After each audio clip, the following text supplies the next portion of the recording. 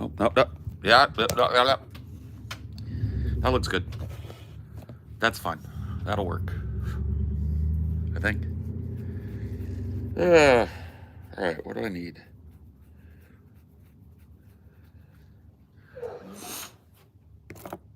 A joint. A joint would be nice. I think a joint. Let's get a joint.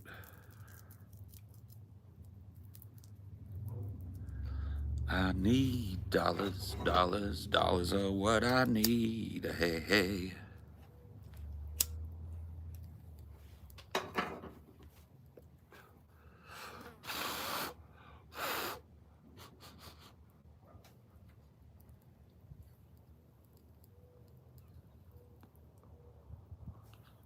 Okay, now we're good.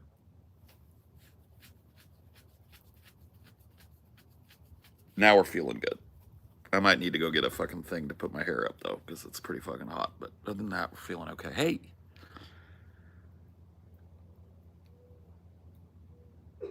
How's it going?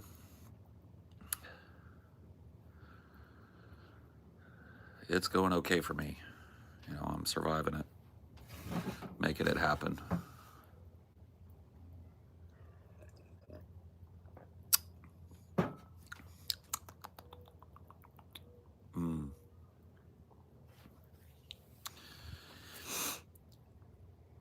God, I love your hair. I love your hair, Paul Zigo. You want it? You can have it. It's a pain in the ass. Everything's a pain in the fucking ass. Everything cool is a pain in the ass. I'll tell you that.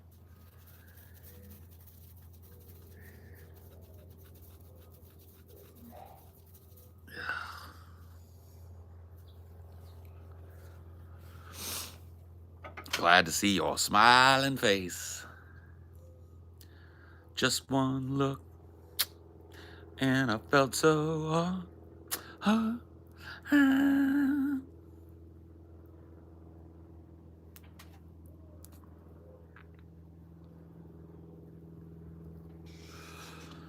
Thanks for recommending God Emperor of Dune on your stream a while ago. I would have never read past the second book if you hadn't. Yeah, dude, I tell people all the time, man, if you really want to, if you're a Dune person, but you don't want to go through, like, some of the harder Dune books to like, you could probably just read, like, Dune, Dune Messiah, skip, Dune, God Emperor of Dune. Like, I really don't think children and it's not even heretics. What are the ones that I'm saying to skip? It's so Dune,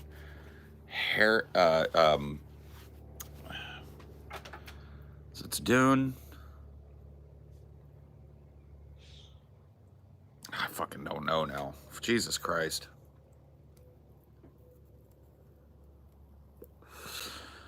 Glad to see you survive the gauntlet, and I'm cured too. My VDS is done. It's like mass exposure therapy. Now I'm finished. You know, VDS is, it's gone.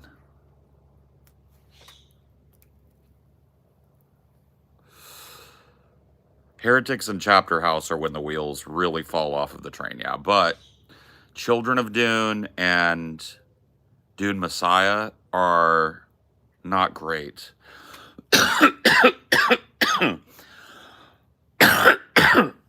Dune Messiah is pretty good, but once you get past Dune Messiah, it starts to be a little bit of a problem. A lot of, like, new characters are introduced that just don't go anywhere because, I don't know, it's hard to explain. But I really do think you could probably, if you wanted to, just read Dune and Dune Messiah, and then skip everything, read God Emperor, and be done.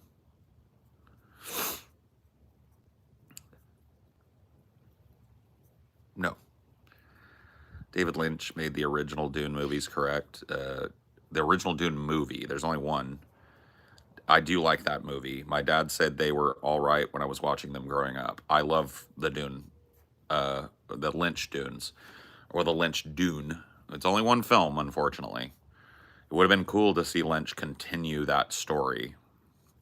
But It's also not Lynch's proudest moment in his own career. Like, he doesn't like Dune because he feels like he was stripped of his autonomy because he was working on a big property for a big studio, and he finds it to be a regrettable film. I find it to be amazing. I actually enjoy the Lynch Dune more than I enjoy the Denis Villeneuve Dune.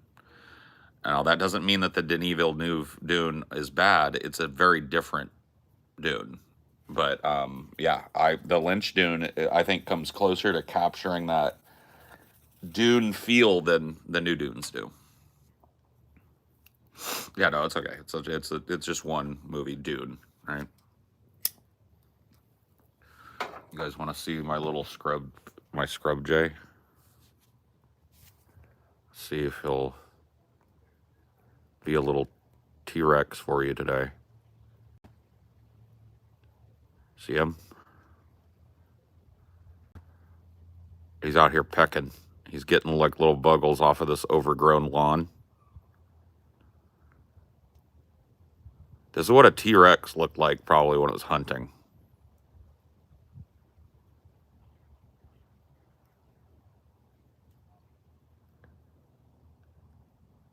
So pretty.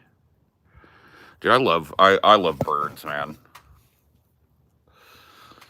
I'm fully obsessed with birds.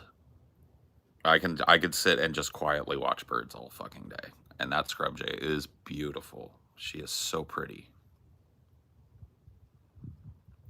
There's an app called Merlin that will identify birds by sound. That's cool.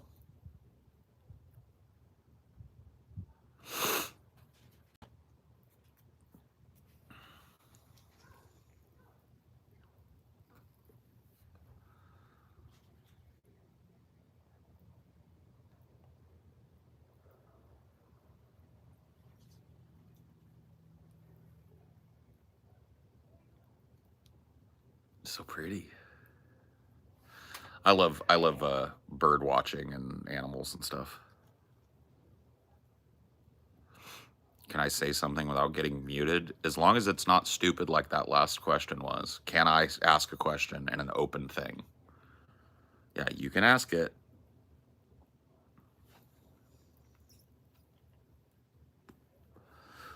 That's what the chat is for asking of question. I love it, dude. Whenever I start these shows before, like, there really is a time. If I was like really trying to like shorts max, like max my algorithm right now, I would never start these before like 11 a.m. 10:30, 11 a.m. seems to be when people start waking up and hitting these. It's like every time when I start one of these before 10 a.m., it just like languishes for an hour, right? At like 50 viewers. And then all of a sudden I'll look at it and there'll be 250 people in here because it's like 11. It's so weird, but like, I don't know how long they're going to leave it, but YouTube has got like a wide open thing right now. Like if you're looking to do YouTube stuff or like streaming, this shit right here, this like YouTube's live shorts or whatever is ridiculous right now. Like it's giving like nobody channels, like nothing burger channels, brand new channels, tons of algorithmic maneuverability. Like little bitty channel. All you've got to do is do a stream that is visually interesting enough to get people to skibbity scroll and stay for a minute, and you're going to start building a fan base. Like you're going to start building a channel. It's weird, and I know for a fact that YouTube will stop it because some of the shit that's going on in it is just straight up embarrassing. Like we watched the other night, like a woman laying there, and it was just a real close-up picture of like her upper torso, and she's laying face down on a bed, going like this, pretending she's being fucked. She's fully clothed, wearing a headscarf, I think even. Was laying there like this, pretending she's being boned in a bed. And there were 8,000 people watching, and the chat was just like, brr, brr, text was like $50 to show cherry. Yep, and she was getting, yeah, her text on the top was $50 to show my whole cherry. And people were just fucking like, boom, boom, boom, donating, and she's just laying there dead-eyed, going like this. Like she's getting fucked from behind. That's what's going on. So those people are going to ruin it. But before YouTube catches on, you might want to take advantage of the algorithmic boost. If you're trying to build a channel, you need to do these. You need to do these shorts. She's live now, so she's there now doing it. See, this is what I mean. This type of shit, simulated pornography, and it's drawing like 9,000 little children who are like, oh yeah, yes, yes. That's why they're going to end this. They're going to make this impossible. But right now, YouTube is asleep at the wheel, and their algorithm is like wide open. And people that are doing shitty on their normal channels can do huge numbers here.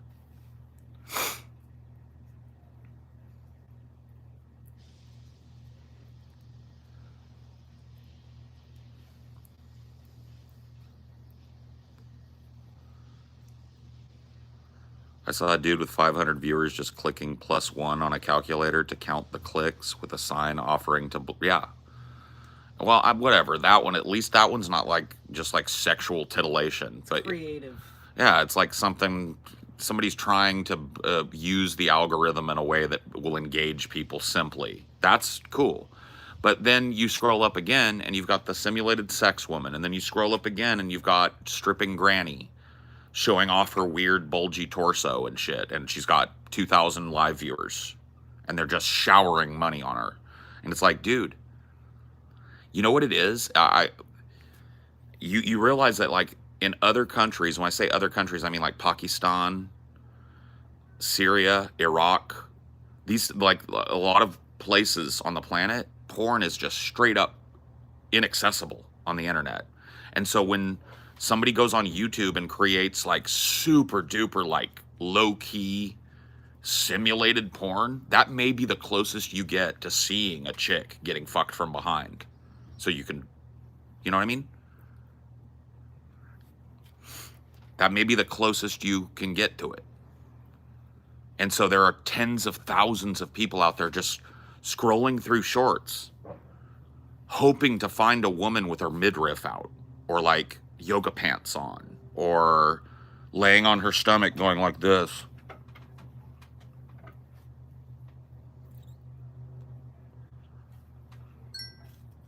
But I'm telling your ass right now, though, I usually don't fucking like try and gas people up about like building channels and stuff because it's really hard. But right now, if you're trying to get traction on a channel, trying to get subs, trying to get a fan base built, there's no better way on YouTube than to be doing YouTube short lives. You need to figure out something to do and sit in front of people and do it. Because I've gone from something like, this was like a side channel that I only used when my other channel was banned. I went from something like 2,000 subs to now I think I'm approaching 10,000 on this channel. And that's all in the last like 3 months of just doing these lives twice a day. And that's a huge boost.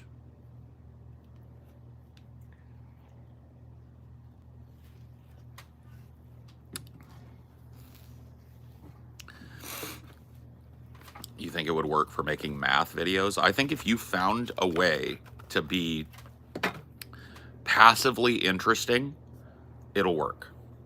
That's kind of the key. The reason why my shit, like if I was just sitting here doing some gimmick, I'd probably have 10,000 viewers. Like if I came up with some little fucking bleep bloop NPC, give me $1 for a cherry and I'll pretend I'm eating a cherry, or I will type the word fart until I can no longer breathe, and I just put a camera on my hands and type fart, and you've got a split screen of my hands and fart, fart, fart, fart, fart. If I was doing that, I'd probably have 100 or, 200 or 300 more viewers. Easy.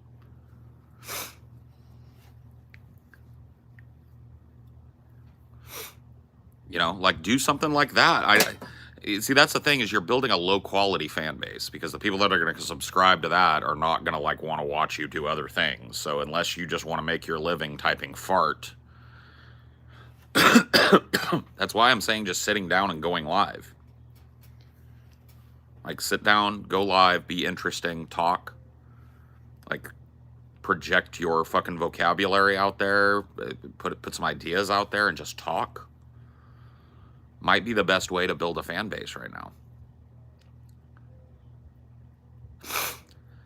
How would you approach boosting a painting channel? Right now, do live shorts of you painting. Or do a thing like I paint what the chat tells me to paint. And so you paint something, you put something on your canvas and you start painting it, and then you get another prompt from the chat and you put that in there and you create a work over the course of a 2, 3, 4 hour stream where at the beginning of it, there's nothing on the canvas, and at the end of it, it's a chat painting, right? And talk while you paint. Tell them why you're doing what you're doing. Little like stuff that would be super simple to you. Shit that's like painting 101. But just calmly talk them through it while you're doing it. You know what I mean? You could take donos once you get those. Once you get monetized, you could take donos and say, okay, thank you. Yeah, we'll put a sun in here. If you're going to do a sun, I recommend mixing a little alizarin crimson into your yellow. Makes the sun look more orange. Do that. You'd be fucking huge.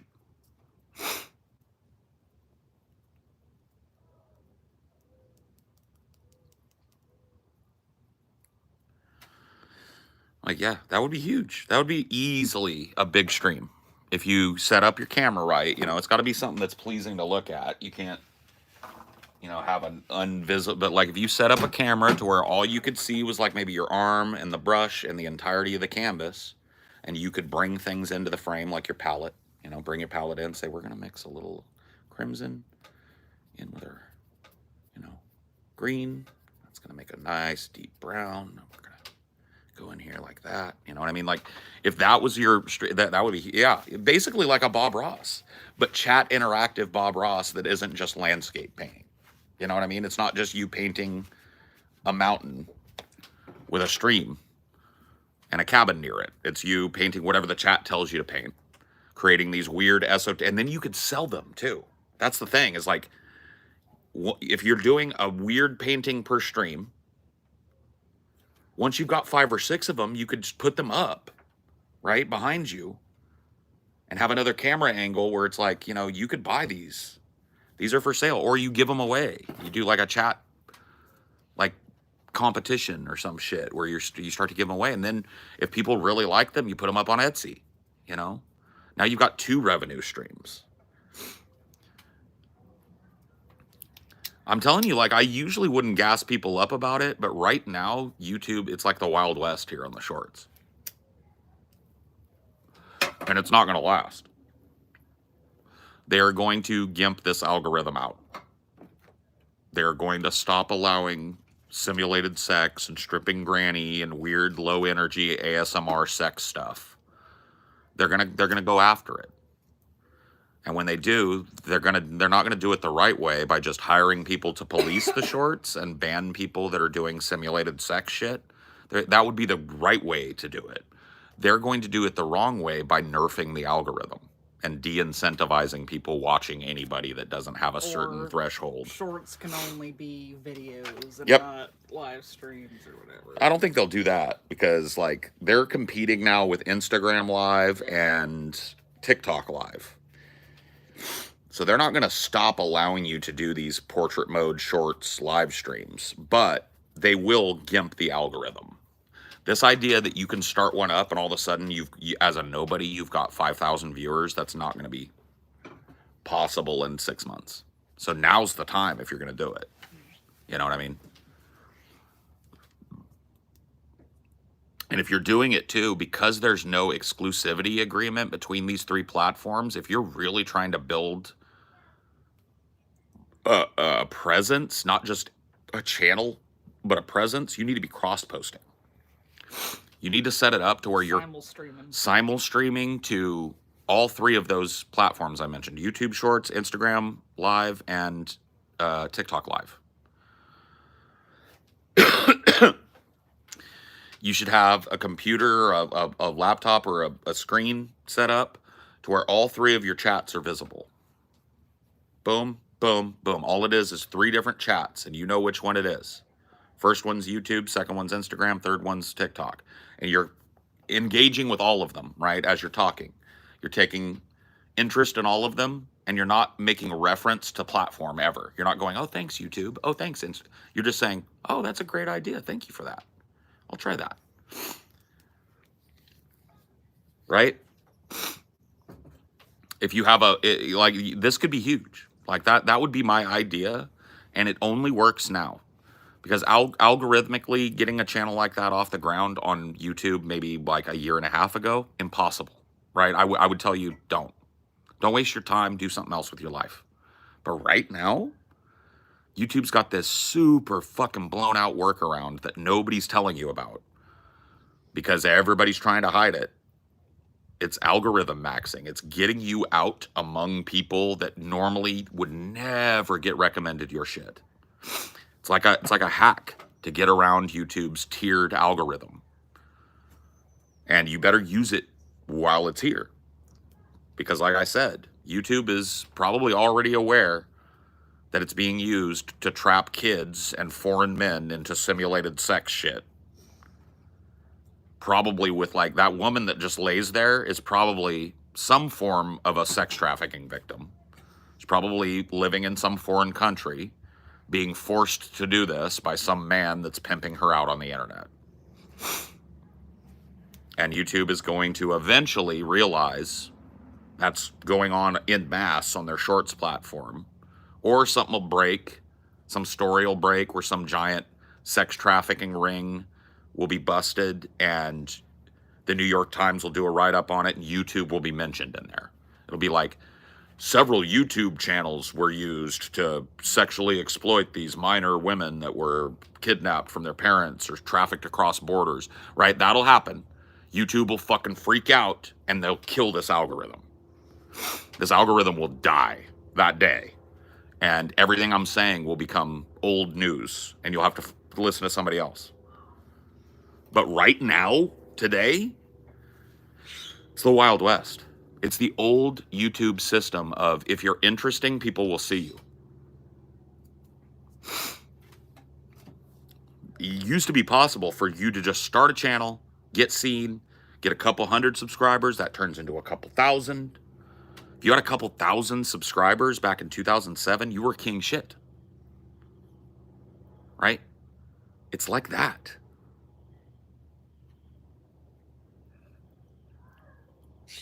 Got the first of my merch, the Doomer bag. I love it. Thank you, Paul. Really enjoy DFF and the gang. Thanks for being a merch tier patron.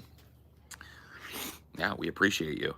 I have 3 boxes worth of pre-orders to sign, the DVD pre-orders and the patron giveaway pre-orders, where if people signed up for the merch tier, they get a signed DVD for one, I think it was one cycle, right? So I think there's 60 or 70 of those that have to go out, and then a couple hundred pre-orders, and I've got 3 boxes of them, 3 boxes of like 33 of them left to do, and it's taken me a full week. So you've been trying to make them real special for people. Well, that's the thing, is like I'm not just signing them. Like I've been customizing each one, so I spend probably, I think I've got it down to like 1 to 2 minutes per thing is what I spend. And it's, you know, I'm doing fucking hundreds of these. And so I'm trying to make it nice. And then they've got to go to the guys. And the guys are going to want to do the same thing. They're going to want to do their own little customization on them. And they're going to want to, you know, so it's... But I think that the people that pre-ordered these are going to appreciate the end product. And I think that they've a lot of them, because I think some of them were like, man, it's taking long. Do we get scammed and shit? Now that we've shown them, like, here's the DVDs, here's what I'm putting in them, we're working on it. I think a lot of those people have been assuaged. Yeah.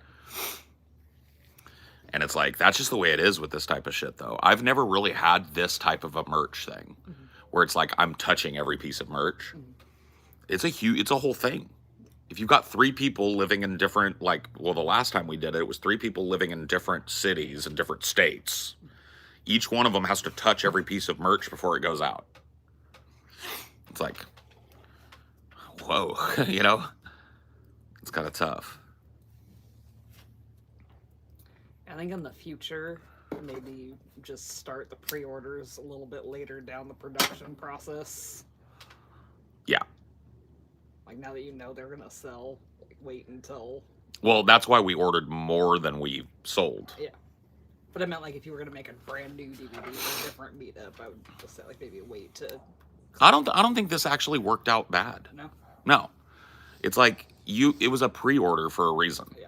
Like, we are creating this DVD. You want to get your hands on a signed copy of it, you can buy it now. Yeah. And it's taken some time. We had to go through the whole process of the design process was long and arduous, picking out everything, getting everything, all the pictures and the cover, the slip cover had to be designed, and then going through the DVD and critiquing, like, oh, take this out, truncate this, make this better, put a little more of this, put a little less of that, do this, do that, right? Getting the DVD actually done, then getting it gold, like having it go gold, meaning they printed them, then getting them shipped to me and having me touch every last one of them, then me shipping them back to the guys and having them touch every last one of them, then us shipping them back to the fulfillment center to be mailed out. You know what I mean? It's like, that's the process, and it takes a long time. But it's, it's coming. Part of why they were pricey is just to cover all the shippings in between. Yeah. It's a lot of shipping. Hey, Paul, thoughts on the Dems calling Republicans weird? Yeah, I think it's lame. I don't know. Like, they are weird, okay? And maybe it's working to, like, fire up the libs and stuff, but... Well, it's like Zoomer. It is. It is. And they're trying to get, like, kids and younger people involved. And I understand why they're doing it. But I was just thinking about it the other day, and I was like, dude, the extent to which these political parties have to dumb down their message to get people jazzed up now is fucking tragic. Tragic and sad. Like, that guy weird. No policy. No vision for the future. Nothing. Just... don't vote for him because him weird. And then on the other end, they're like, don't vote for her because her weird. It's like... it's like, oh, she laughs. yeah, her laugh like a witch. Her weird. And then she's like, nuh-uh, him weird. And it's like, that's our politics now. And everybody's just like, yeah, cheering on their fucking side of the fucking kindergarten level, like, playground insult contest. So it's pretty fucking sad. To be frank with you, that at this point, when the world is burning, it's not about who's got a better competing vision for our future. It's about who can point finger and go, him weird better. That's fucking sad. But that's all they've got. They don't have a vision for the future that is anything other than stagnation and continuation of the status quo until it becomes untenable. That's their vision of the future. So they can't sell you that, because nobody wants that. What can they sell you? Him weird. Orange man bad. Orange man bad, I'm with her. And that worked amazingly in 2016.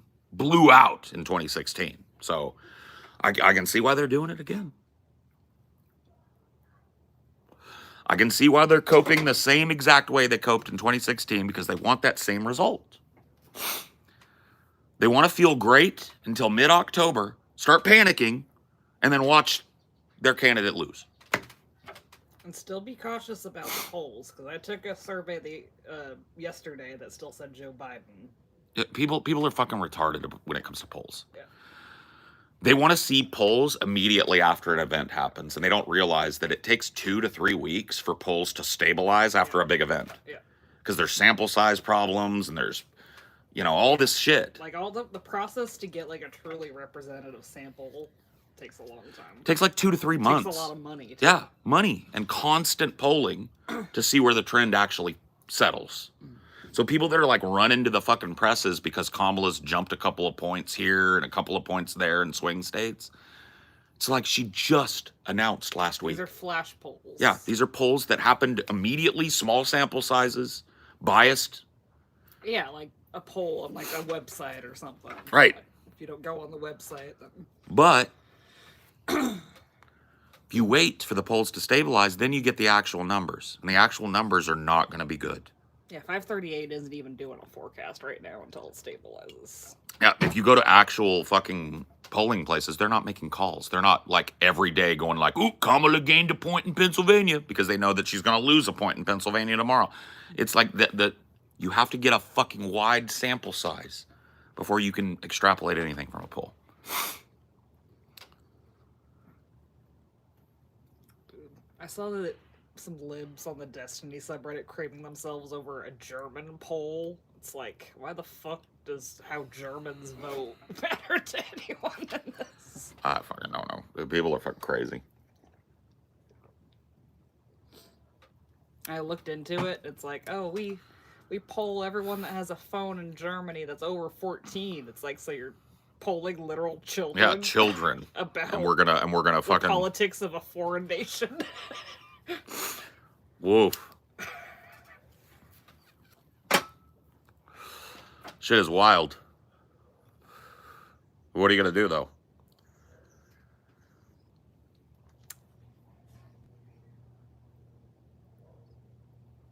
Got to get excited about something if you're a lib. I guess a poll of German 14-year-olds is what you got. Gotta fucking roll with it. German 14-year-olds agree with us. Sick. Now what are you gonna do?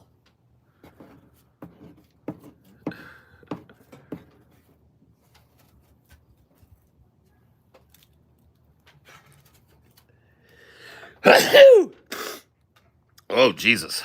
You take the Allegra too? Or I did. Yeah. Oh, fuck me.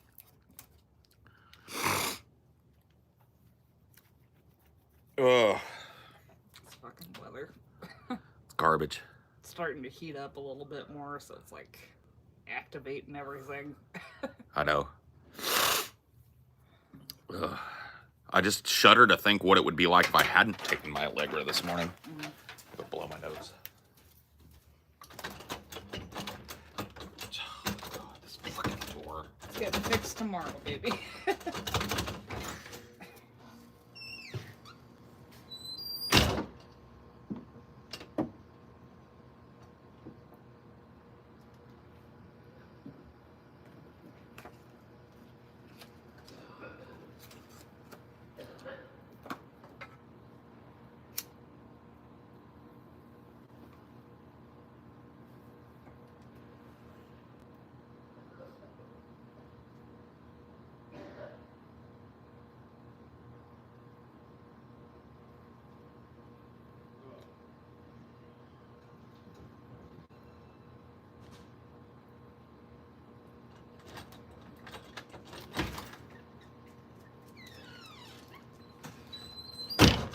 Vote for Kamala. It's the only thing to do. Vote for Kamala. For the red, the white, the blue. Vote for Kamala. It's the only way we can.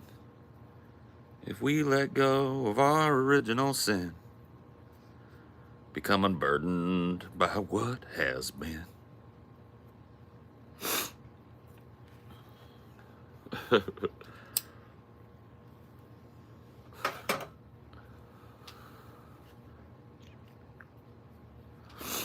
Can I ask some questions? You can ask as many questions as you want, buddy. That was one, by the way. Can I ask some questions? It's a strange question to ask if you don't know if you're allowed to ask questions. Because it's a question. No, you're fine. Ask whatever you want.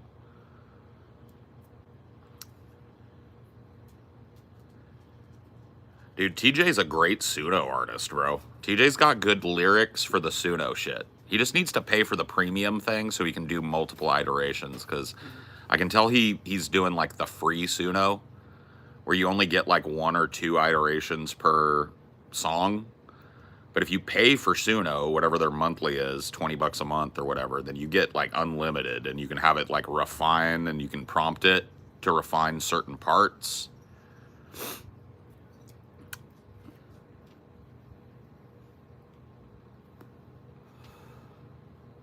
Don't make TJ's head bigger. Sorry. TJ sucks. Tiny penis. Banana butt. What's your favorite 2-color combo? 2-color combo. Dude, this is gonna be so fucking lame, but when something has stark black and white, that to me. Like I'm not one of these dudes like, what's your favorite color? Black. My favorite color is green, okay? Always has been. I like pink, I like blue. You know, these are my favorite kind of, like, that's my home base colors. But if you're talking about a color combo, black and white, bro.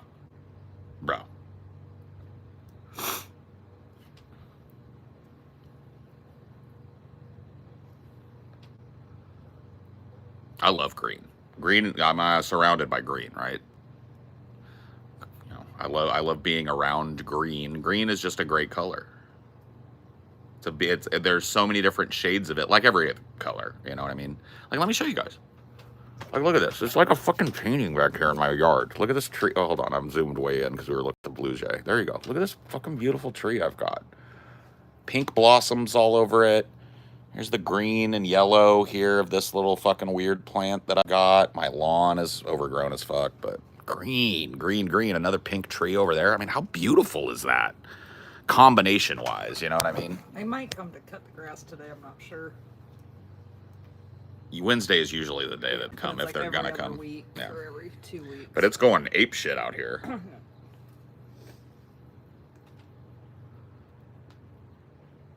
Get a robo glass clipper. I don't handle my yard because I rent, and part of my rent is every other week somebody comes and mows my lawn. So I don't like any improvements I would make back here would only benefit the owner. Like if I were to like get out here and like weed my little garden out and plant some beautiful plants back here, I'm sure they wouldn't mind me doing it, but it wouldn't benefit me at all. It would just benefit the owner of this place. And I benefit them plenty by paying my fucking rent every month on time, so I can suck my dick. Same with the door. Like, we could have bought a doorknob, but our rent's... Yeah, our door's been broken for fucking a week now. 2 weeks. 2 weeks. And I've had to jiggle it to fucking open it because it's busted as fuck. And I know I could probably pop in another doorknob like that. But fuck them. I pay them a bunch of money every month so that they take care of that shit. Thought you were moving? I am. I'm looking. I'm in the process of trying to move to a place that it's not easy to move to. And I will. Just gonna take some time. Got some leads. We're following up on some leads. We're watching the market. But until then, I'm fucking here, bro. I'm here. I'm already here. Would you rather have the ability to read minds or the ability to kill people with your mind? Read minds, I guess. Kill people with your mind would just be weird, because you could accidentally do it. Yeah, you're like, oh, fuck, no. No, wait, I don't want to actually kill them. No! And their head just blows up. That'd be fucked. So yeah, read. My car might finally be charged after trickling for 2 days. You think so? I had to deal with a slumlord, and it sucks. Yeah, I'm not dealing with a slumlord. I'm dealing with an upscale slumlord, basically. I'm paying a bunch of money to live in a really nice little neighborhood, but the house is falling apart and nobody cares. You know what I mean? Like, house is literally falling into its own footprint. There's cats living in the attic. I told them about it 6 months ago, and nobody even came to look. So there's probably cat shit and dead fucking kittens and bones of rats they've dragged up there, and who knows what the fuck else up in the attic space, right? There's black mold in the garage, and one of the walls has rotted completely through because there's a hole in the ceiling that's dribbling rainwater right down into the fucking interior wall, and has been for years. So there's black mold. The fucking doors are falling apart. There's no seals, so everything that lives out here, and by the way, we're by a river, so lots of little creepy crawlies all come in because nothing's sealed properly, because the windows are from the 90s and the doors are probably the original doors on this place, and nobody's taken a fucking time to seal the house, so just everything from the outside creeps inside. You know what I mean? So I'm basically dealing with a fucking upscale slumlord I'm going to charge you a fucking premium to live in a really nice little neighborhood that's quiet, convenient, but I'm going to let the house that you live in fall into its own footprint around you. And when you tell me that there's shit falling apart in the house and I need to deal with it, I'm just going to ignore you. Why would it take them 2 weeks to send a handyman to fix my fucking back door? I don't understand. 2 weeks to send a handyman to put a new doorknob in. It's going to take him 5 minutes. Unbelievable.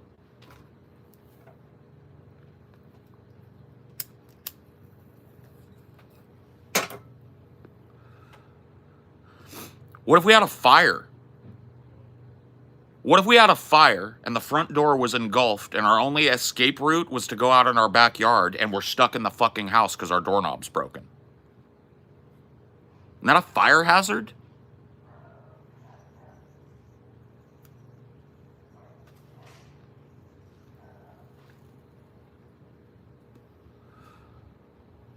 Black mold.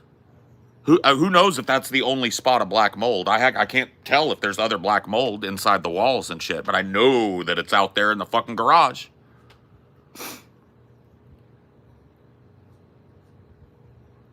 Fucking black widows? Look at this. Let me show you guys this. I flipped this over on its side to let them dry out. Let me show you this. You want to know what this is right here? You see those little white things? Anybody recognize those little white things? Want to tell me what those are? Up underneath the fucking lip of the chair my wife used to sit in? Anybody know what those are right there? See the little white balls there? Hanging in that fucking spider web? Anybody know what those are? Those are black widow egg sacs. Black widow egg sacs. They're everywhere. This is what I'm paying a premium for. This is what I'm opening up my wallet and paying a huge chunk of my income to live in. So when I move out and when I get a new place secured, the motherfuckers that own this place are getting reported to every housing agency locally and statewide. I've already got the fucking report ready. Pictures, dates. These motherfuckers are going to get the business. But until then, I'm just going to chill. I'm just going to chill. And keep documenting. You think your landlords watch your streams? If they did, they'd probably have somebody out here right now because they're about to be in big fucking shit. I'm about to get some guap up out of these motherfuckers. How did you charge me money to have a colony of fucking stray cats living up in the attic and never do anything about it? Black mold in my garage. Cockroaches and spiders coming under the door every fucking second of the day. Your house is falling apart, rotting down at the fucking bottom. No gutters. Seriously, no rain gutters. 0 rain gutters on this house, so water just cascades down the stucco. I've got pictures of it all. I've documented every piece of it. And as soon as I don't have to worry about them trying to fuck me over here, they're getting mass reported. Mass reported. Housing Authority, local Fresno fucking housing authority, California State Housing Authority. I'm going to talk to a lawyer. I'm going to get some guap out of these motherfuckers. But until then, keep fucking me. I'm documenting. I don't pay this much money without documentation, bro. I'm getting some guap up out of these bitches. 3 years I've lived here. 3 years I've lived here. 3 years ago, I told them about the black mold in the garage, and they still haven't fixed it. We getting some guap.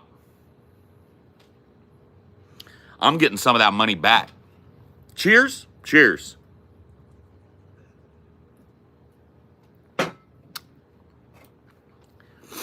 I told them over 2 years ago that there was a colony of fucking stray cats living in the attic and having kittens up there. And they've done shit. They didn't even send somebody out to look. They're 100% not up to code. There's wild animals living in the attic. I'm not going to stop paying because I don't want to give them any fucking latitude or ammunition. I'm getting that guap out of them as soon as I move. I'm lining up a fucking lawyer. And I'm going to take all of this shit to the lawyer. And I'm going to ask him, what can we do to fuck this landlord?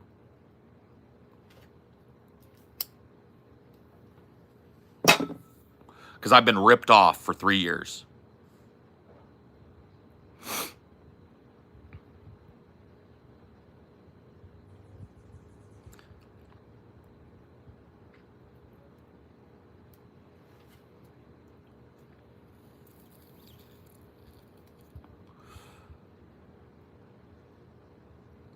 What kind of music am I into? All music.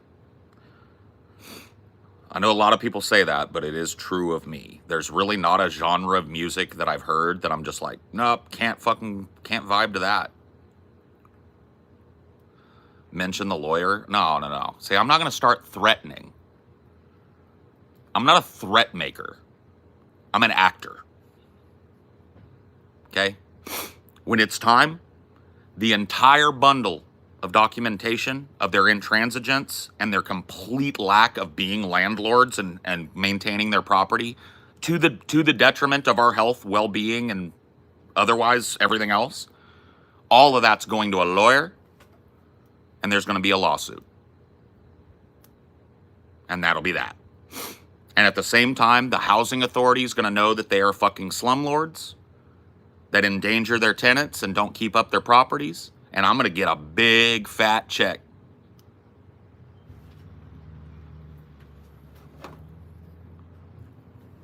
I don't make threats.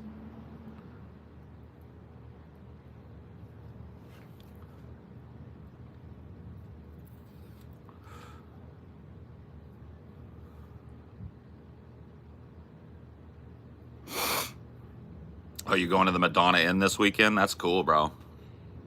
I've only gotten to stay there a couple of times in my life. I did one time when I was a kid. Oh, that's just a piece of ash. One time when I was a kid, we rented like we all had a big Madonna Inn room, and then I did it with my ex-wife. We rented one. It's a cool place, but it's not super close to the ocean, so like that I don't like about it. You know what I mean? You still have to drive like 20 minutes up and over to get into Pismo. It's like, I want to be right on the beach, man. That's why I like the Beach Walker Inn in Pismo, the, what is it called? The Mermaid. I think it's called the Mermaid Inn, where you can rent these like little condos where you go out on your back porch, go down the steps, and at the bottom of the steps is the beach. You know, it's like, oh, okay, cool. That's what I prefer when I'm in that area.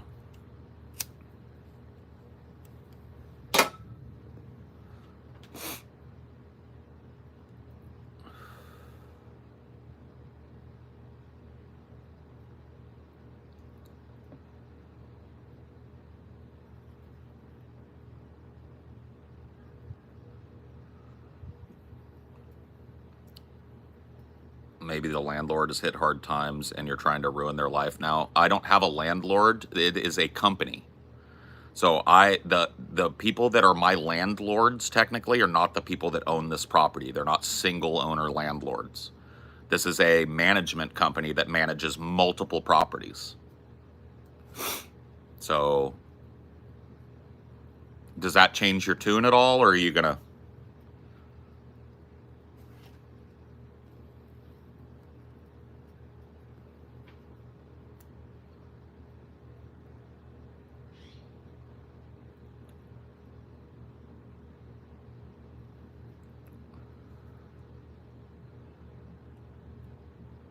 Justice will be served. Good on you, Paul. I don't know if it will be, but I'm going to try. I'm going to make their lives a living hell. But not until I have another place fucking lined up. I'm not going to let them fucking retaliate. I pay my rent on time every time. I've never been a single day late on my rent one time with them.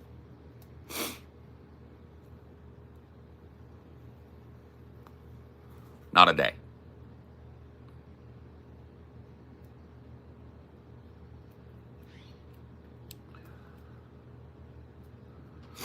So, I've held up my end of the bargain, and they have not held up theirs. Hence, the mass reporting to the housing authority and to the lawsuit. I've got a fat stack of pictures. Got a fat stack of communications that went unanswered. I've got a fat stack of texts that went unanswered. All of them with pictures and documentations of years worth of them not taking care of a single thing. I've got all the messages, all the emails, all the texts, all of it. Every bit of it. We told them on this date that there was black mold in the garage, and by 3 years later on this date, it still hadn't been fixed. We told them on this date that there were cats living in the attic, and by this date, nobody had even looked into it. We told them that on this date that the fences were broken and falling over due to the rain, and the fact that the posts were rotted out, and that there were animals getting out of other people's yards into our yards and vice versa. We told them on this date, and on this date, nobody had even looked at it. 3 years. In the case of the fence and the black mold, it's been 3 years.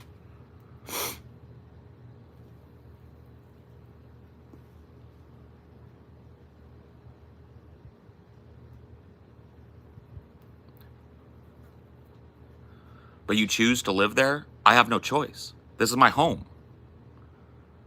So I choose. So what? You're saying that, like, I can't sue them because I could have just moved out and got a new house?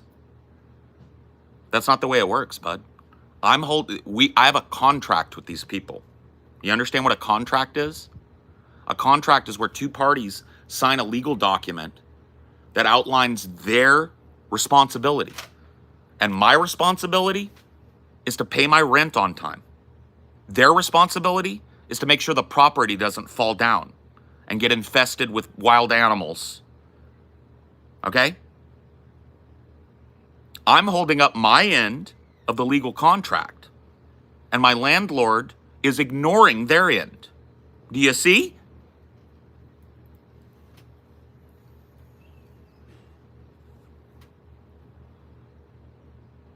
Do you see?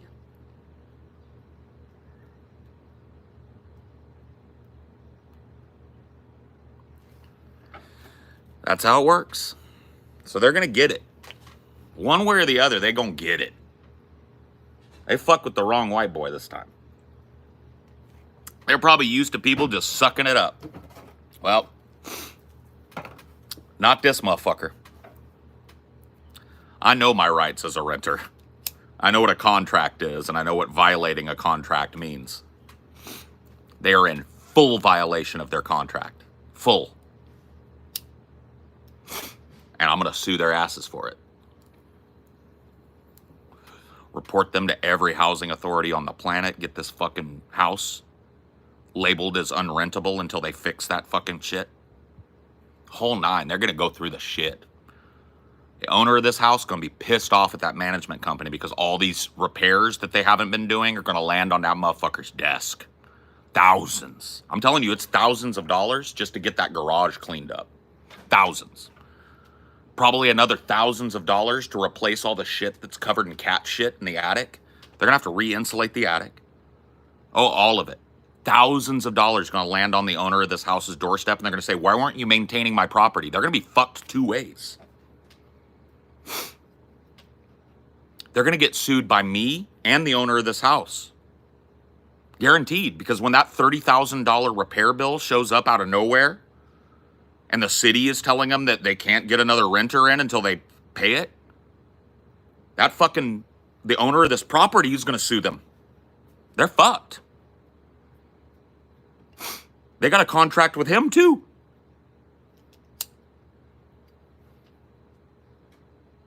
Cat shit, probably dead animals up there, probably dead kittens that have just skeletonized up in my attic. I've seen at least 3 litters of kittens be born up in this attic, and it's all throughout the attic, too. They'll be back here. I'll hear them back here. I'll hear them up in front. So they're going to have to re-insulate the attic and remove it. Remove everything that they shit and piss on up there. Remove all the corpses of animals that they've dragged up there and eaten. All the dead kittens that didn't make it. That's thousands of dollars of labor. Thousands of dollars of black mold damage in the garage. Thousands. A hole in the garage where you can look and see sunlight. So water just pours into the fucking garage. Years. It's been this way. The repair bill for them to make this rentable, especially after I report it as a slum, as a property that isn't up to code, is going to be tens of thousands of dollars until they can rent this motherfucker again. And that bill is going to land right on the person whose name is on this house. And they're going to go, what the fuck? You let a hole spill water into the garage for 3 years and you didn't fix it and tell me about it? You let cats live in the attic for 3 years? So now my attic is ruined? I can't rent this place until I spend $30,000 with a contractor? I'm suing. Uh-oh. Ruh-roh. I'm getting pissed off now.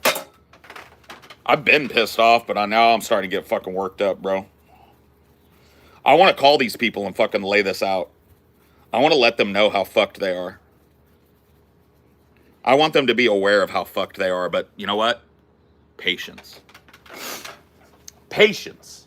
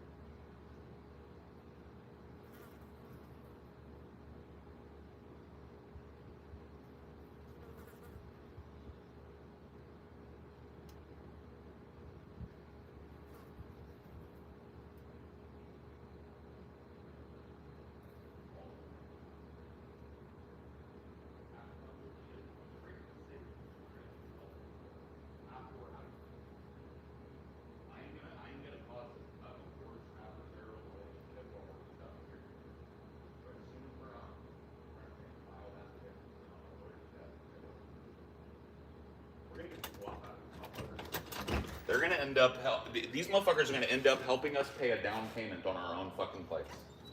Watch.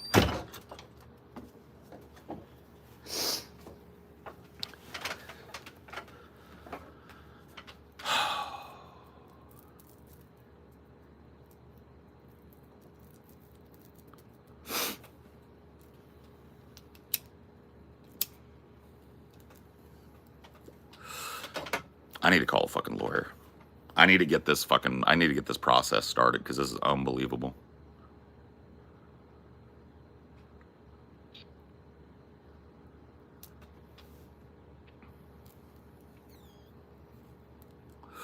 I'm pissed.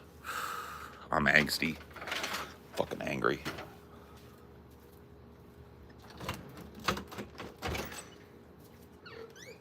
Come on, Dave. Come on.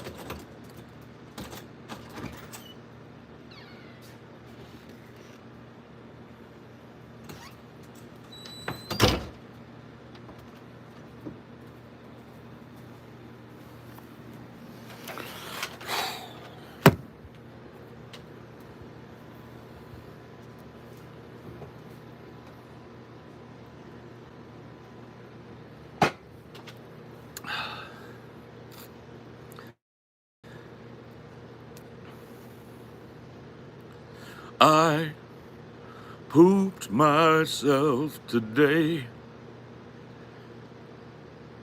'cause I thought it was a fart. I focused on the squirt.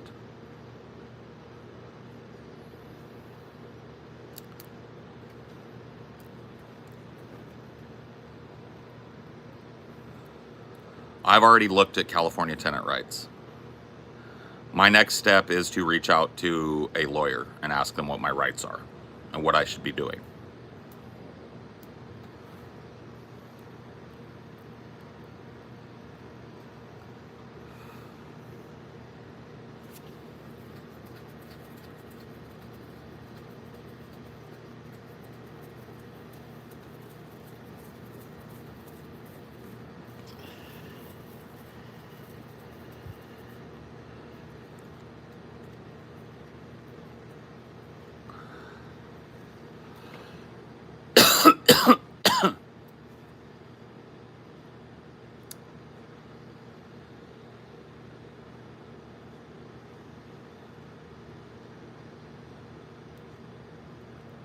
Well, I'm not gonna withhold any rent until I talk to a lawyer. When I have legal representation, I will follow that legal representations. But that's my next step. Since we're getting close to being able to move out of this place, I think my next step is to reach out to a lawyer and get the case started.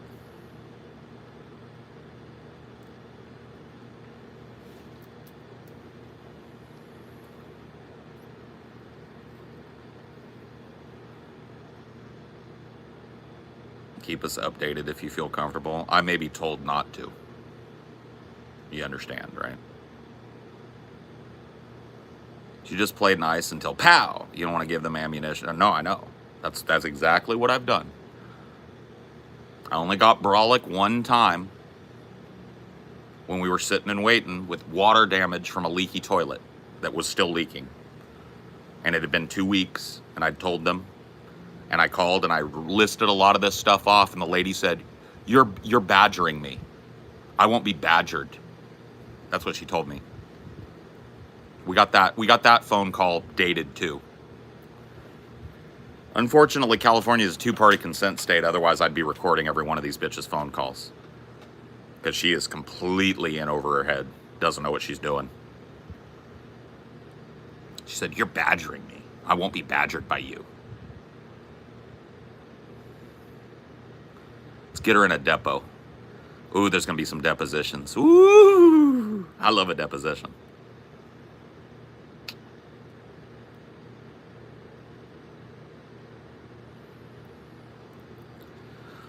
Is there only one? I don't know if the person that I deal with is in charge or if she's just the manager for my property and the other properties under her purview. I don't know. I don't know what their corporate structure is, but whoever's at the top of it is about to be real pissed off.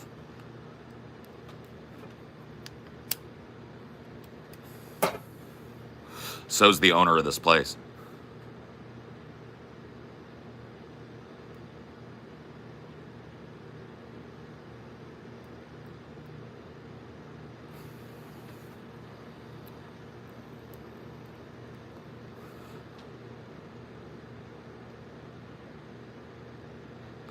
I would love to hear in a deposition what the excuse is for a giant hole in the garage causing black mold for 3 years not being at least patched. I would love to hear what the valid excuse for a colony of cats living in the attic is. And the evidence is going to be fucking overwhelming. Because I don't even want to pop my head up in that fucking crawl space and even smell what's up there. Cat shit as far as the eye can see. Cat piss as far as the eye can see. Rodent corpses. Kitten corpses. All of the evidence of all of that is right up there in the rafters, man. They're not going to be able to deny it.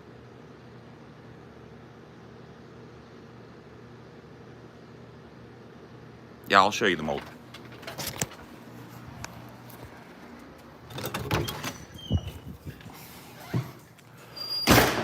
No problem. Easy peasy. Let's go take a look at the mold. Let's take a look at the black mold. The black mold in the garage. that's been there for fucking 3 years. You ready? Dun dun dun dun dun dun dun dun dun dun dun dun dun dun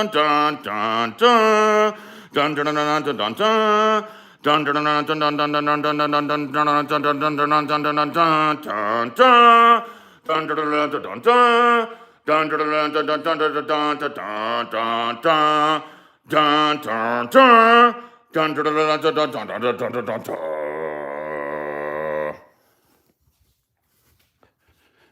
3 years and counting.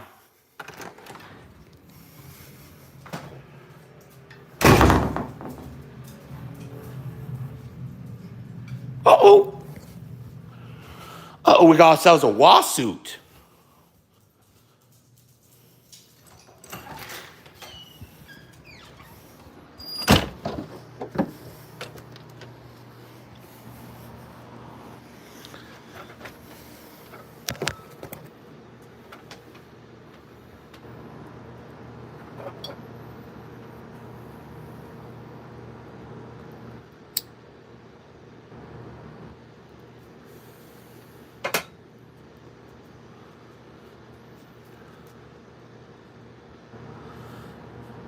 The private renters market is so wonderful, man. Tenants just are so protected. We have so many rights that we can easily express.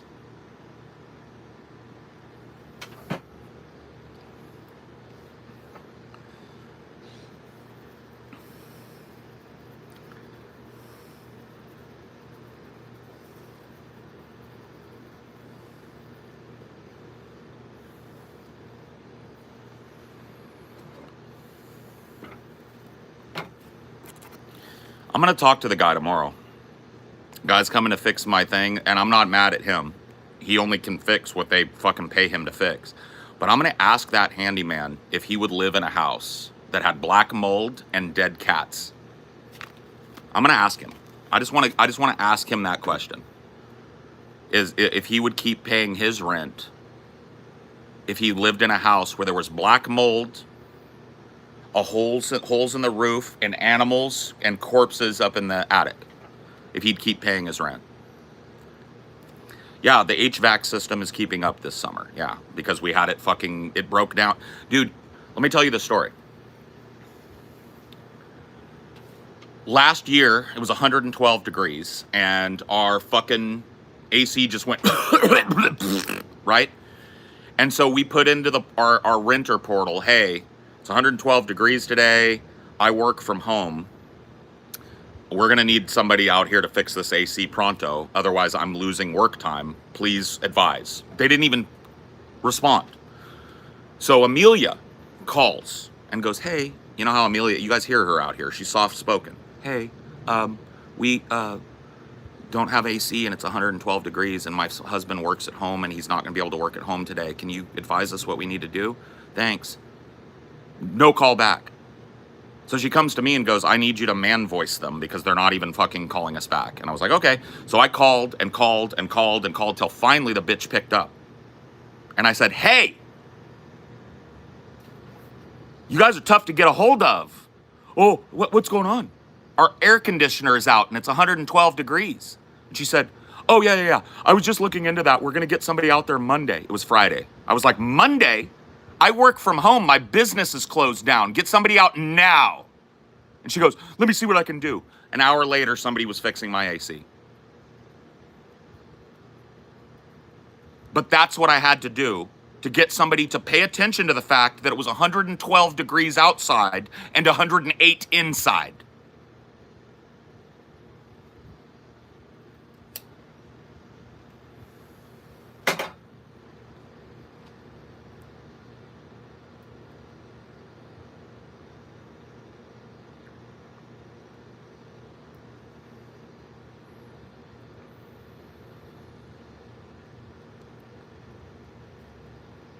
I don't want to spray a fucking thing on it because I want it tested. I don't want to fuck with it at all. I want it tested. At this point, I'm already fucking lost 10 years off my life if that's black mold. Now I want compensation for it. What's your favorite Nirvana song? Mine is Frances Farmer, Will Have Her Revenge in Seattle. Yeah. That's a good song. My favorite Nirvana song is Sliver. Always has been. It's just a heartwarming song.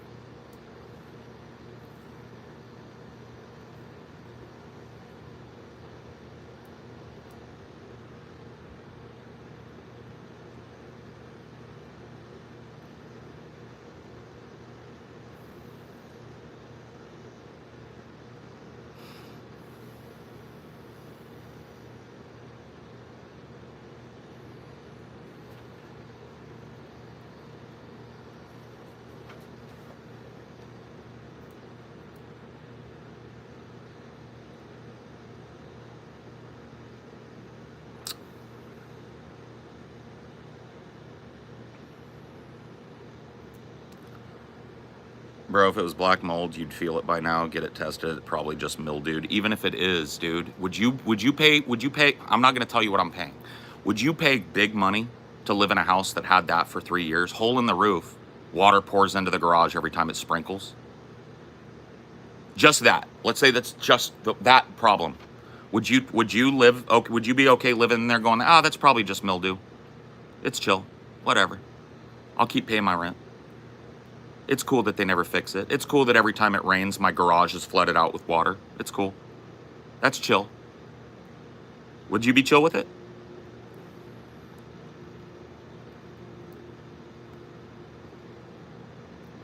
All of that will be set up by a fucking lawyer. Right now, I'm about preserving the evidence, baby. Right now, I'm about preserving the evidence. When I consult with a lawyer, they're probably going to send somebody out here to test it and test the whole house for mold and mildew and on bugs and shit. And we're going to find out exactly what a slum I've been paying top dollar for. But until then, I ain't doing shit. I'm lawyering up. It's that time. I'm not telling you how much I pay. It's more than you think, and it's more than it should be. Why don't you guess? You see what kind of nice little neighborhood I live in, okay? I've got a 3-bedroom house. 3-bedroom, 2-bath. What do you think I'm paying? Fresno, California.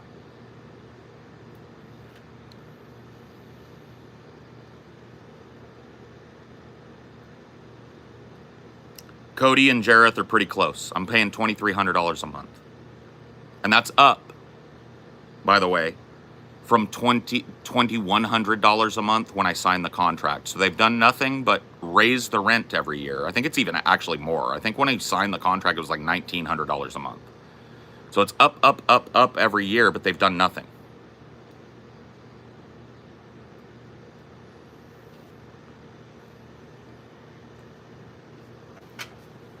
I was gonna say $2,250. I live in Modesto, so that sounds about right. Yep.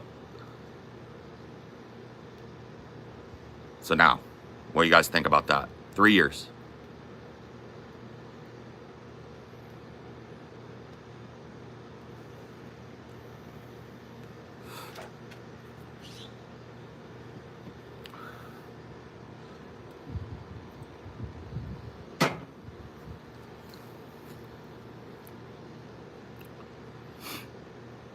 I'll be getting compensation. I'm looking to move as soon as I can, but it's hard to find a fucking rental spot where we're trying to move.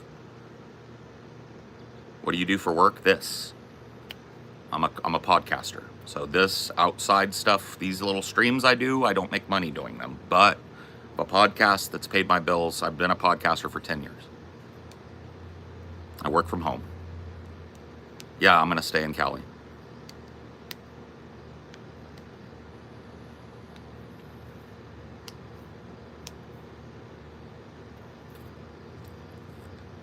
What podcast is it? It's called Deep Fat Fried. You can search it. We also have a clips channel called Onion Nuggets that you can check out. That's probably better because it's got like more up-to-date stuff. We use Deep Fat Fried as our streaming platform, and then we private those videos and they become patrons only content after they're live. So that's where we live stream. We live stream to Deep Fat Fried and we post clips and up-to-date shit on Onion Nuggets.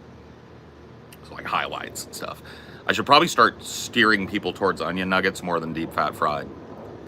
But yeah, you can go look at both of those, and that's how I make my money.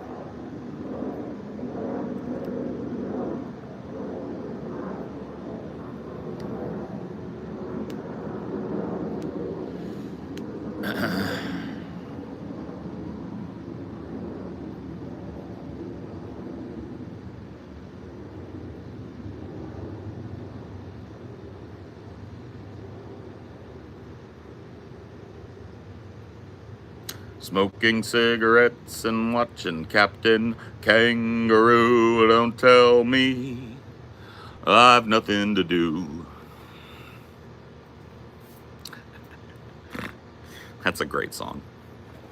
That song serves cunt, dude.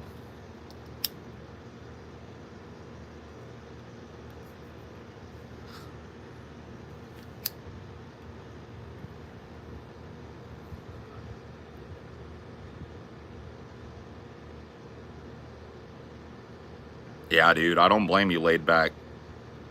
We're looking for a little piece of property with a shitty house on it, man. A fixer-upper. That's what we're looking for. I'm looking for an acre or more with a shit box on it. And there's quite a few of those types of properties around where I'm looking to move, and some of them have been on the market for 3 fucking years with no movement. So I'm starting to think that maybe I skip the rental thing and I go straight to the purchase, but it's just so shitty buying when the fucking interest rate's so high. But if I can get in at a good price, I could always refi 10 years down the road. You pay a little penalty on that, but it'd end up saving me money. And I would have something that I own that would pass to my wife when I die. You know what I mean? All of that is like that's forefront on my mind right now. I was talking to my mom about this. It's like my life priorities have utterly changed, man. And it's just like, I think a sign of getting older is like, fucking just like a scant 10 years ago, I wanted to live by the seat of my pants for the rest of my life. I was manic as fuck, and I just wanted to keep it there. I just wanted to move and not worry and about money and just fucking fuck it. I'm going to go here. I'm going to go there. I'm going to be here. I'm going to be there. Fuck it. Transient, apartment, tiny little rental house, living with my fucking coworkers, blah, blah, blah, blah, blah, blah, blah, blah. Who cares? I'm here. I'm doing whatever. Fuck it. Got no future. Probably going to die soon anyways. Fuck it. Get as much joy off the fucking bone before I fucking croak. Let's do it. Blah, blah, blah. And it's like, dude, something happened to me when I turned 42, 43 or something. It was like, I started looking at my wife, and it started to like really hit home with me that like she's gonna outlive me by a fuck ton. And what is she gonna have? And the answer right now is she'd have a nice cushion. She'd have our savings. She'd have our property. She'd have our investments. She'd have what we have. And she would have a little something to help her go forward. But she's not going to have a house. She's not going to have a business that she can take over. And I want to fix that. That is what makes my heart filled with hope. Is the idea that I can get something and have a life with my wife that she doesn't have to lose when she loses me. That makes my heart just leap. And that's really what I care about now. Like, everything else is fucking secondary in my life now. Then to getting to that comfortable place where I can enjoy her and she can enjoy me until I die. And then when I die, she doesn't have to uproot herself. She's got something that she owns outright. It's in her name. Maybe a business that has nothing to do with this, you know, like those are my two big goals right now. You know, 3 maybe. My first goal always is the health and welfare of the business that pays my bills. If that goes tits up, I'm fucked. My second goal, get a piece of property and fix it up so that we have a place together. My third goal, start a business. Start a brick and mortar business that I can run and get off the ground and then train people to run, and we can make a comfortable little profit every month on a business. That's it.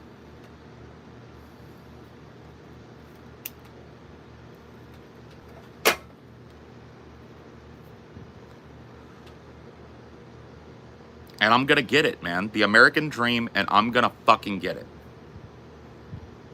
It is not unattainable. What I'm talking about is not like some people's dreams, where it's like, I'm gonna be a movie star, I'm gonna be president, I'm gonna be a billionaire businessman. I don't give a fuck about any of that. I don't even care if I never break $1 million in assets. I want a little piece of land with a shitbox house on it and a little brick and mortar coffee shop that I can run. That makes just enough money for me to live and be okay. That's my dream, and it's fucking attainable.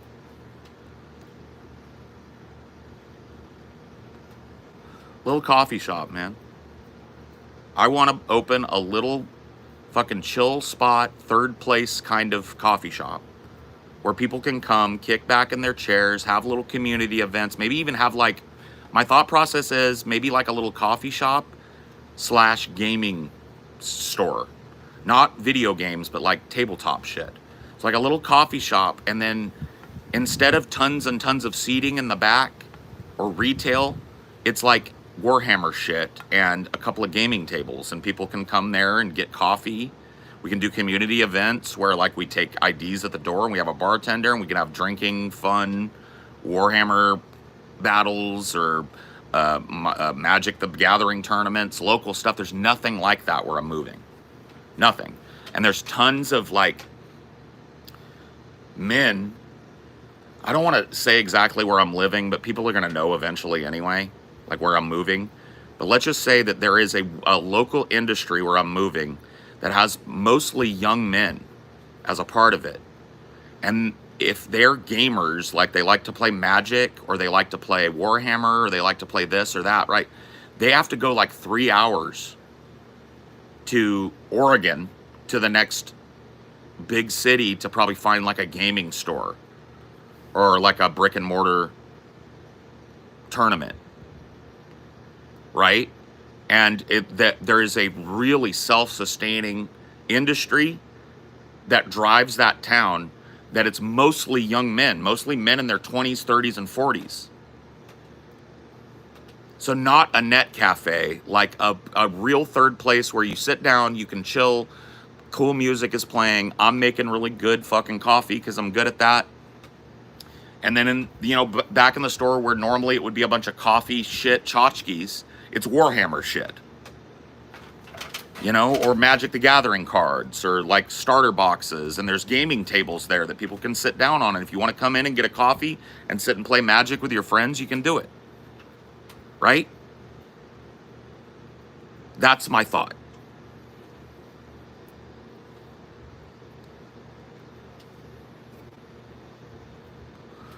Juice in with the community, do little community events, do a booth at the little parades and like festivals that they have in the little town I'm moving to, so that I'm like in with the community.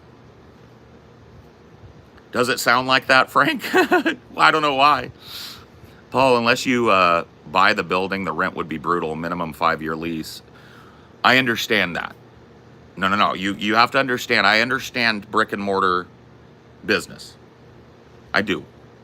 I understand that you're paying a lease.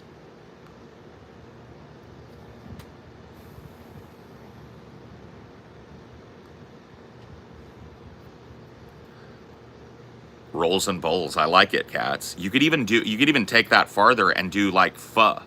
So the bowls has a double meaning. So it's like bowling, pho, or like ramen.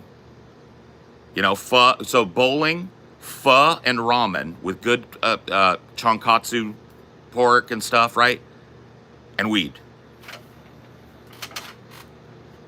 I just gave you I gave you a bonus.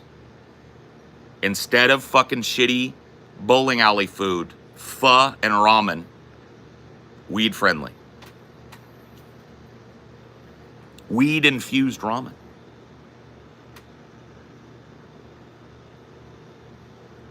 Rolls and bowls.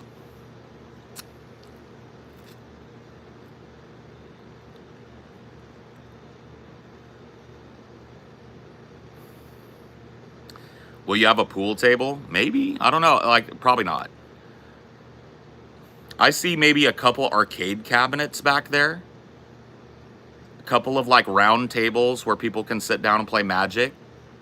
And then maybe like a Warhammer table that's like multi-purpose where people could do D&D campaigns or play tabletop games like Warhammer or, you know, Warhammer 40K or Warhammer Classic or, you know, like any of the other tabletop shit. That Star Wars one, Star Wars Allies or whatever it's called.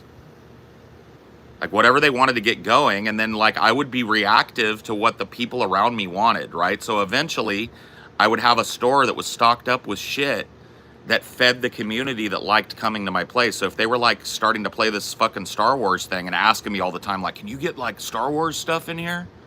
We love this Star Wars game. Then I'd take out a wall of fucking Warhammer and I put a bunch of fucking Star Wars kits, right? If like the Magic thing really takes off and the Warhammer isn't what they're about, then I take out the wall of Warhammer and I put a bunch of fucking starter kits and Magic the Gathering merch and shit. You know what I mean? I'd be reactive. I don't know exactly what the young men that would be living in the area that I'm talking about would be into. But once I find that out, I stock my store with that. Yeah, food trucks, little like community events. That's what I'm saying. Like come down and learn to play Magic the Gathering. There's food trucks. There's free booze if you're 21 and older. Come down, get a drink. Get a barbecue sandwich. Get a free Magic card. Or get a, enter to win a free fucking Magic starter deck. Whatever the fuck, you know? And people show up, meet people. Oh shit, there's a Magic the Gathering thing in town? I didn't know that. Let me go look. They show up, they see my little coffee shop, they see the Magic stuff there, they go, damn, I didn't know this cool ass place was here. I'm gonna come by here, you know, and then like a group of fucking 20 or 30 people start doing tournaments out of there, and I just help them facilitate it. All of them are helping out and buying coffee and chilling out there and just bringing fucking buzz to the place. Have an arcade cabinet there, we could do Tekken tournaments or fighting game tournaments. You know, I know how to rig up a fucking arcade cabinet with a fucking PS5 in it. Like, that would not be hard. Why not? Yeah, a little, like, put an arcade cabinet in there. Put, like, an SNK kind of, like, multi-box arcade cabinet in there and just make it free. Just be, like, free to all customers. Right? So you can't just like come in, play for free for hours. But yeah, you want to buy something? You want to have a coffee and come in and play some video games? It's free. Yeah, just do a MAME cabinet. Yeah, that'd probably be the smart way to do it. Just all that cool ass fucking 90s and early 2000s action games and fighting games and sports games and crazy fucking multiplayer shit. Have one of those 4-stick cabs. So like up to 4 players can stand and do it. Maybe get like a shooter game, like get like an old Terminator shooter. That was my favorite, like light gun shooter. Have that one on the other side, right? So they're both free. Pick it up, give yourself a couple credits, set your coffee down on this little table, shoot it up. Little gaming space, little round tables for Magic. Big kind of gaming space for full-sized Warhammer battle or tabletop gaming or D&D. Ooh, a monthly membership. That might be cool. I don't think I'd establish, because that's hard to like sell people on until you've established. But after you've established, you could be like, just kind of like poll your regulars and be like, would you guys pay like $15 a month for unlimited access to all the gaming stuff and fucking the video games in here and like, you know, the ability to run your tournaments here, whatever the fuck it is, right? Like, would you guys pay that or whatever it is? I don't know what it would be, but yeah, that's a smart idea, maybe. But you'd have to establish yourself as a cool community spot first, you know?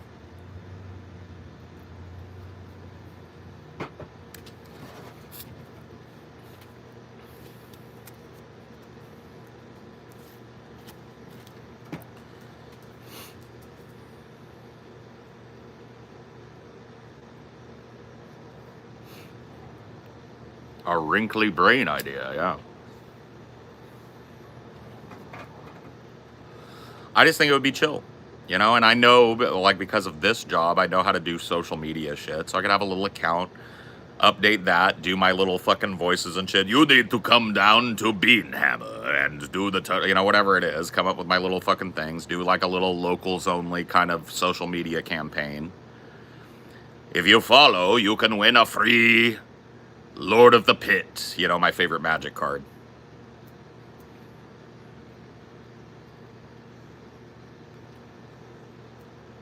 Paul, you have to make it so that whatever you provide isn't available in the internet.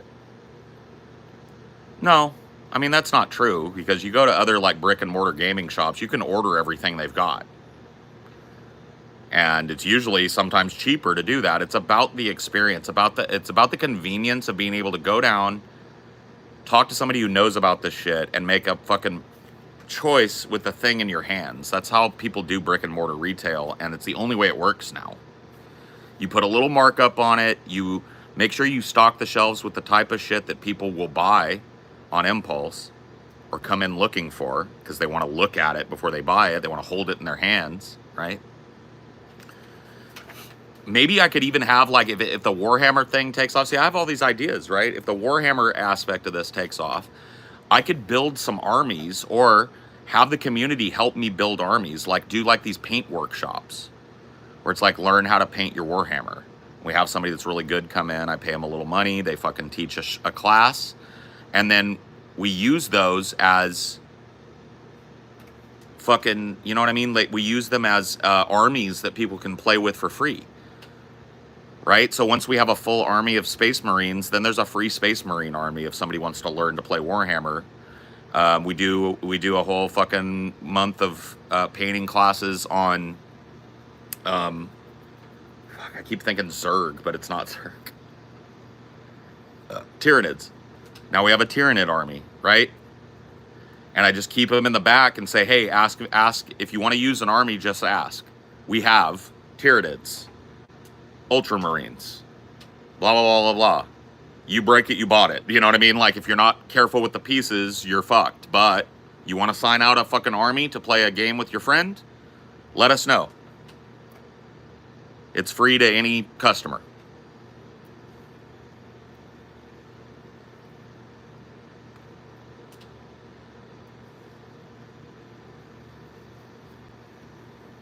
You know what I mean? And I just keep building up, and then that would give me the impetus, because it's like, Warhammer for me is really interesting, but as a personal hobby where I'm spending thousands of dollars on it, I just don't think I want to do that. But if I owned a place where doing that would feed the store, you know, I could learn to paint along with the community, you know what I mean? And have these little events where it's like, hey, you want to learn how to paint your own minis?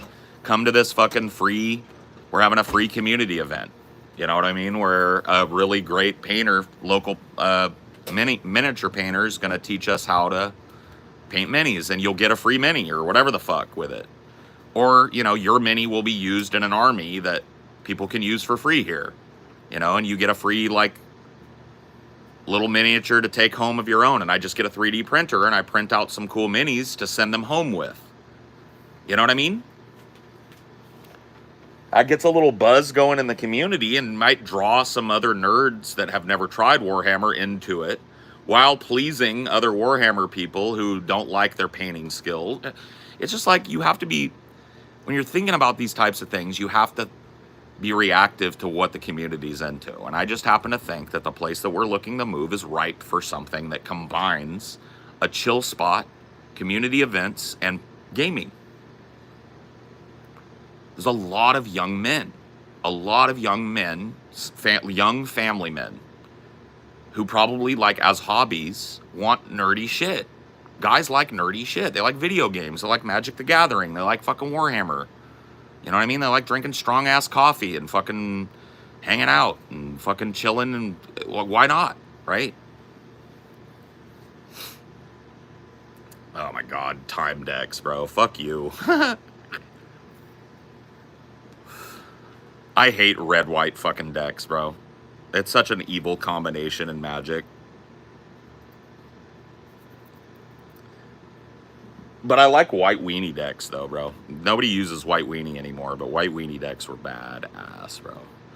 so many little cheap fucking white creature cards that like had synergy.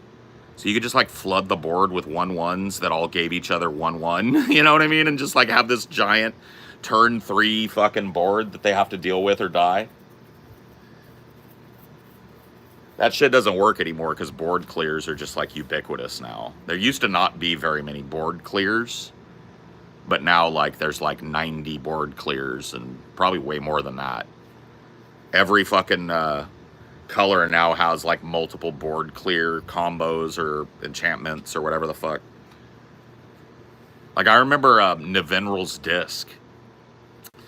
That was the rarest card that I got in my starter pack.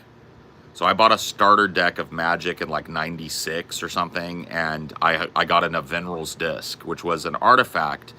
You tap it and sacrifice it to destroy all permanents in play. And it's like a tournament banned card because that's incredibly potent, right? It literally like resets the game, reshuffles the graveyards. It's like a game restart, basically. Goblins were great. Like I liked doing like weenie decks. So like black was my favorite color, and in the time that I was playing, thralls were really big. So like thralls were these cheap, shitty little fucking characters that sometimes cost nothing to put out. Like I had a thing called a thrall pit that was an enchantment, and every turn it spit out a 0/1 thrall, and you're like, 0/1, what's that worth? Well, I had 4 thrall champions in my deck. I had 4 bad moons in my deck. So it's like all of a sudden it's spitting out a 4/1 or a 4/5 or a 4/4 every turn. And you're just flooding the fucking board with these tiny little creatures that they can either deal with or die.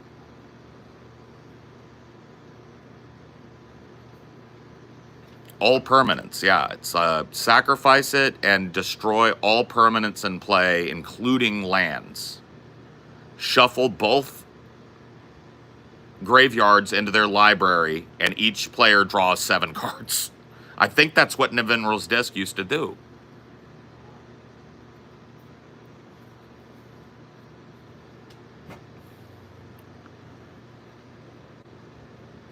I'd have to look it up. Let me look it up.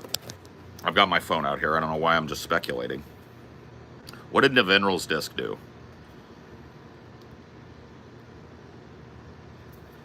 What did the magic card Navinral's Disc do?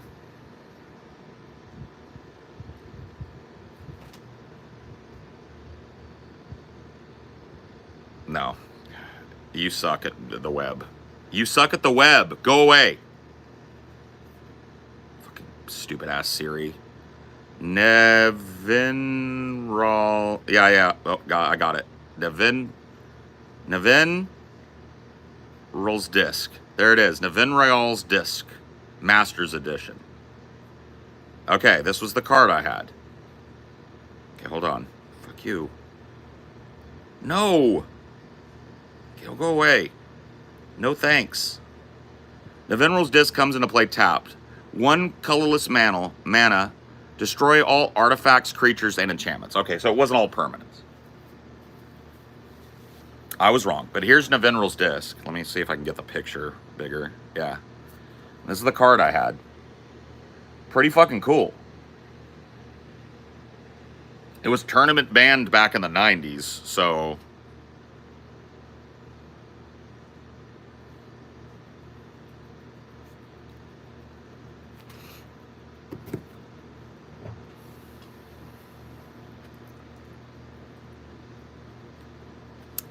How can quantum computers not work like computers today, as in they don't use 0/1? I don't know. That's what I know about quantum computing, is that it's non-binary computing.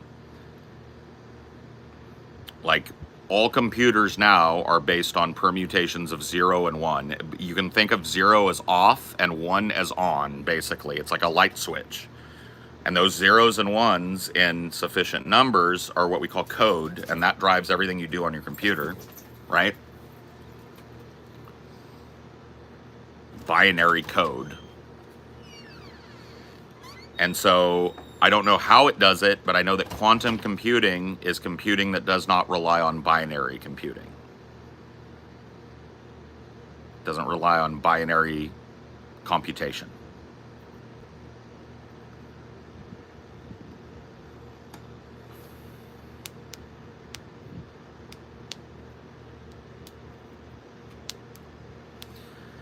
Imagine if you could just write a bunch of ones and zeros and just make stuff like movies and images, etc. I mean, you technically, or that's what you're doing. Like if you're creating digital art, you're using an interface to do exactly that. You're using an interface to very creatively rearrange ones and zeros into visual data. So that's exactly what you're doing. I'm gonna go do my stretches and shit. I'll be back in like a minute. Well, more like 3 or 4.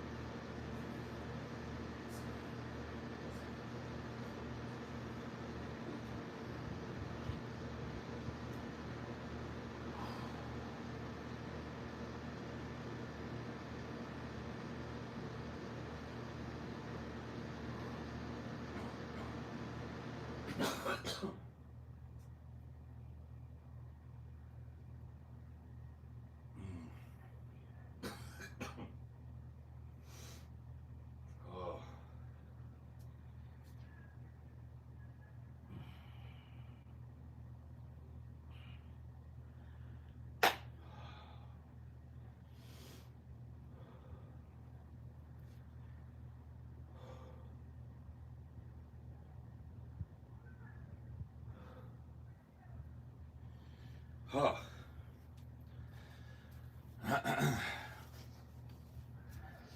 Oh man, yes, that's so much better. Share a little progress with you guys.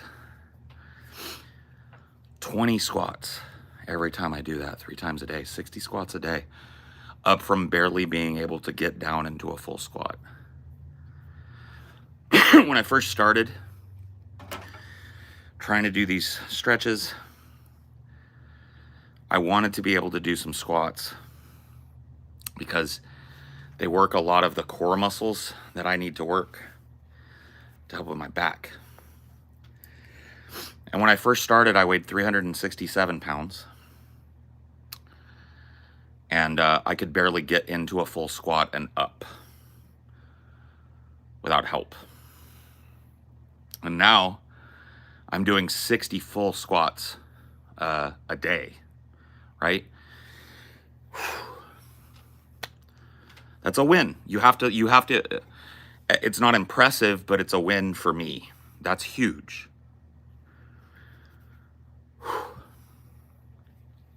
For me.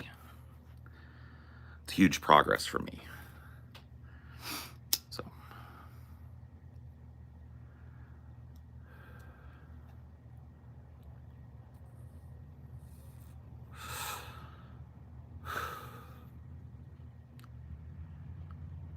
I gotta get back to the guys. Give me a sec. There we go. The guys. Dun-dun-dun-dun. The guys. Yeah, once you guys see me, let everybody in the chat know to like reload or whatever, because I'm back. I just had to send a text, and I can't send it from this fucking other phone because it's a different number.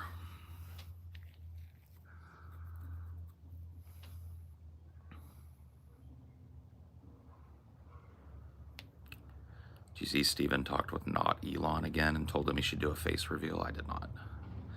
I've been out of the Destiny verse for a week or two. Not, you know, deliberately, just I've been fucking busy. It's like we're doing our last push before a big week off and shit, and I'm trying to maintain. So I haven't really been watching a whole lot of Destiny stuff. What do you think this saying from Buddha means? The trouble is, you think you have time. Right. So as I understand it, that quote, I've heard the quote before. And as I understand it, and this is just coming from a fucking layperson's perspective, very early on in my Buddhist practice, so don't hold me to this. The problem is that you think you have time. You don't have time. You don't, like, it's like you covet it. Buddhism is about letting go of your worldly desires and finding inner peace and projecting that inner peace outwardly. It's the Dharma. And when you have something, it means you are covetous of it, right? So to think that you have time means that you are in ownership of some unquantifiable finite thing that you look at as your life, when in actuality you have nothing, right? That's the point of it, as I take it, right?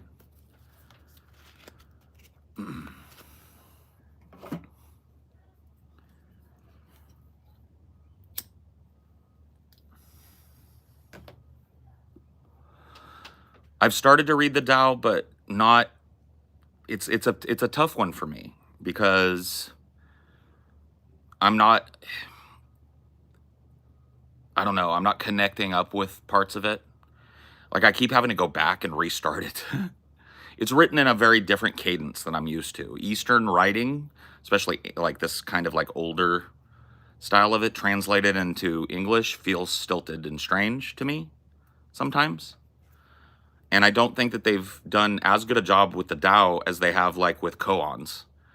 I think that koans have been really well translated, and I think that the Tao is not. I don't know. But I have enjoyed what I have started with it. I just have not been able to complete it yet. I keep going back.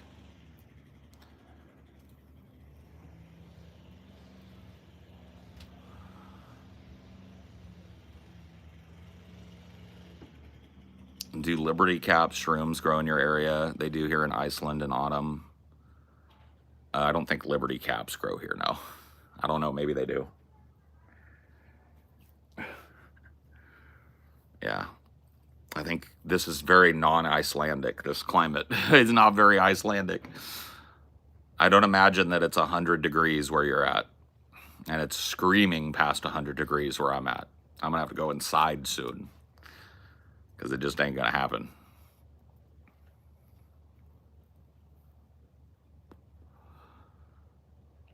Yeah, fine Cali herb is grown near me, but mostly in the foothills and mostly indoor. Yeah, outdoor weed is going to be up in Humboldt, Northern Cali, Oregon.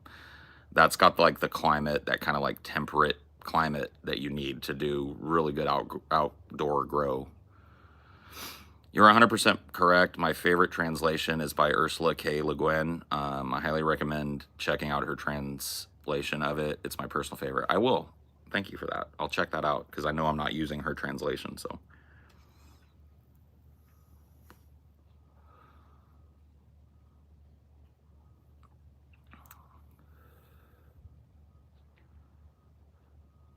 Yeah, I'll check that out.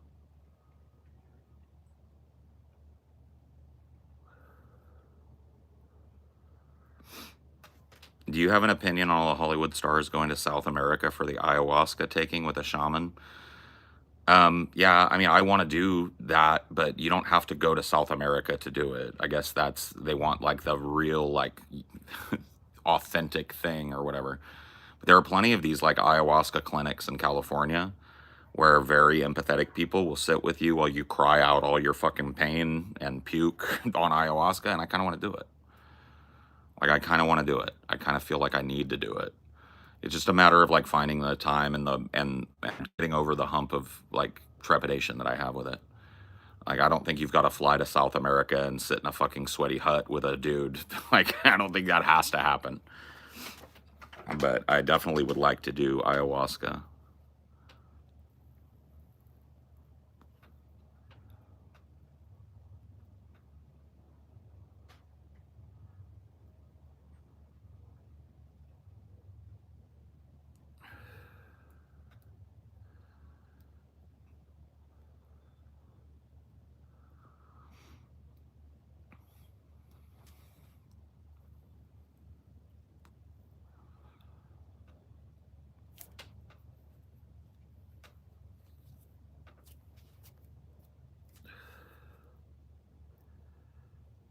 Paul, isn't that federally illegal? So is smoking weed, and I don't give a fuck. The federal government can come arrest me, I guess.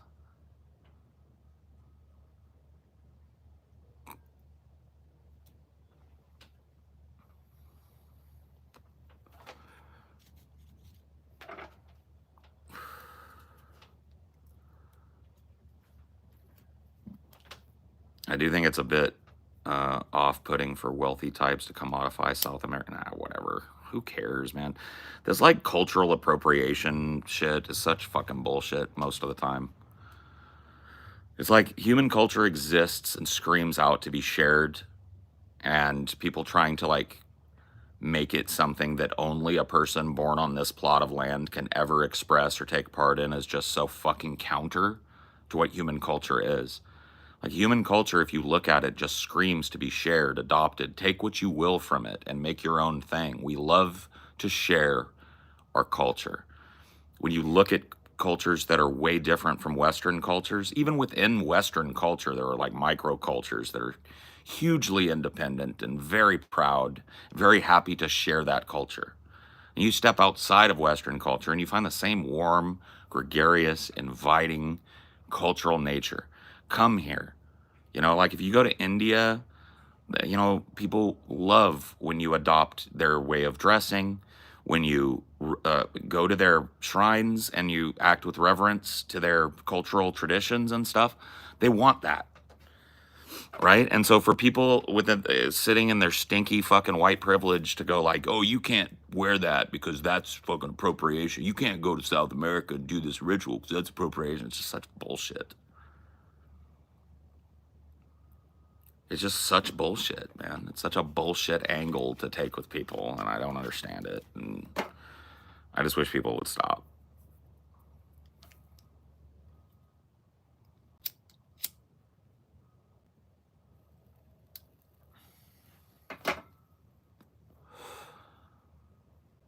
Like, if only Japanese could watch anime, yeah. All right, I guess I gotta go because there's texts flying. So anyway, it's too hot anyway. I'm gonna let you guys go. I'll see you next time. Bye.